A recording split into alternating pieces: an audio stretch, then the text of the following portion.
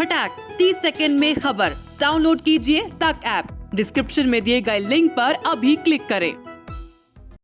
देश विरोधी गतिविधियां अगर जहां पनपती है उनको रोको, टोको और न माने तो उनको ठोको।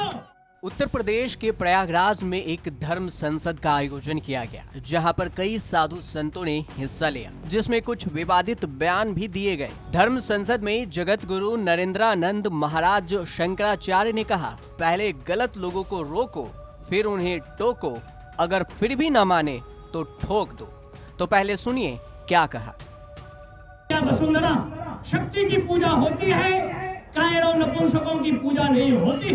हम अपने देवी देवताओं से शिक्षा लेकर अपने हाथों में अस्त्र शस्त्र धारण करें और देश विरोधी गतिविधियां अगर जहां पनपती है उनको रोको, टोको और न माने तो उनको ठोको, तभी हिंदू और संरक्षित रहेगा। उसके लिए आवश्यकता है आत्मबल को बढ़ाने के लिए, हर गांव में मनशाला स्थापित करने के लिए और देश की एकता अखंडता बनी रहे तो जल सेना, थल सेना, वायु सेना को विशेषाधिकार दिया जाए। नरेंद्रानंद महाराज ने एक के बाद एक कई बयान दिए। उन्होंने अपने आगे के बयान में देश के राष्ट्रपिता पर सवालिया निशान लगा दिए। तो सुनिए राष्ट्रपिता को लेकर उन्होंने क्या कुछ कहा। लेकिन हमारे देश में इतना इतिहासकारों ने झूठ और मिथ्या पढ़ाया कि दे दी आजादी बिना खड़ग बिना ढाल। तो ये पूरे भारत के 554 जिलों में जो शहीद स्मारक बने हैं, क्या झूठ बने हैं क्या? और अगर ये झूठ नहीं तो ये झूठ पढ़ाया क्यों गया? कोई राष्ट्रपुत्र हो सकता है, राष्ट्रपिता नहीं हो सकता। अगर राष्ट्रपिता है तो राष्ट्र माता कौन है ये तो बताओ। इसलिए राष्ट्रपिता नहीं हो सकता, राष्ट्रपुत्र हो सकता है, राष्ट्रभक्त हो सकता है।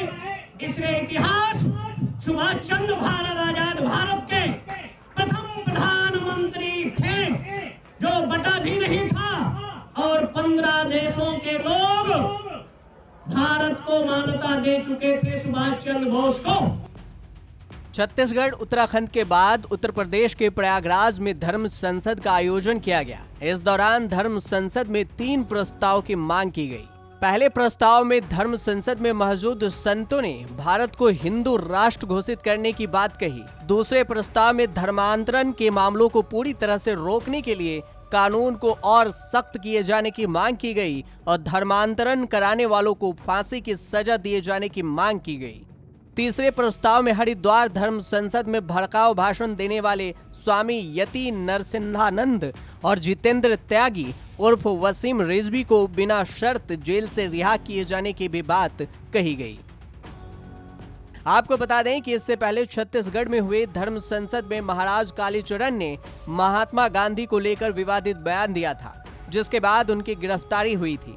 उसके बाद उत्तराखंड के हरिद्वार में हुई धर्म संसद में मुस्लिम से हिंदू बने वसीम रिजवी उर्फ जितेंद्र त्यागी को मुस्लिमों के खिलाफ दिए बयान को लेकर गिरफ्तार किया गया। इसी धर्म संसद में पुलिस के मुताबिक महिलाओं पर अभद्र टिप्पणी मामले में यति नरसिंहानंद को गिरफ्तार किया गया।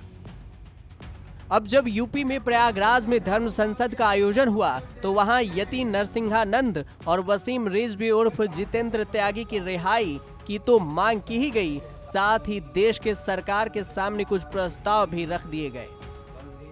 इस धर्म सभा ने धर्मादेश दिया है भारत की सरकार को कि वह तत्काल भारत को हिंदू राष्ट्र घोषित करे और भारत की जनता से यह आग्रह किया है कि 125 करोड़ जो हिंदू जनता है वो हिंदू राष्ट्र भारत दिखे।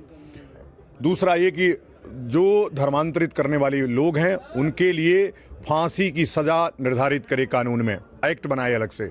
तीसरा, ये जो हमारे 2 धर्मयोद्धा जेल में बंद हैं उनको 1 हफ्ते के अंदर अगर सरकार रिहा नहीं करती है तो इसके लिए उग्र आंदोलन भी चलाया जा सकता है और इसके लिए सरकारें जिम्मेदार होंगी।